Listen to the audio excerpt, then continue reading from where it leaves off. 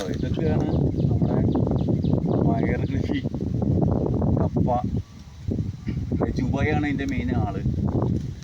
പുള്ളിയാണ് ഇതെല്ലാം ചെയ്യുന്നത്. നമ്മൾ വെറുതെ മൂക്കുത്തിയായിട്ട് നിൽക്കുന്ന ഒരാൾ മാത്രമുണ്ട്. വെള്ളമുണ്ട്.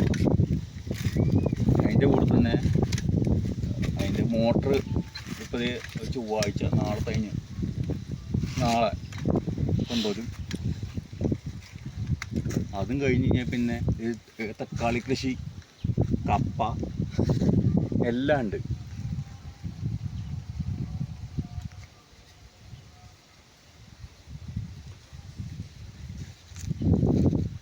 ഇതെല്ലാം നമ്മുടെ പെരിയാർ പുഴയുടെ സൈഡിലാണ്.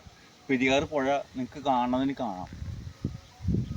നമ്മുടെ സൈഡിൽ തന്നെയാണ് പുഴ.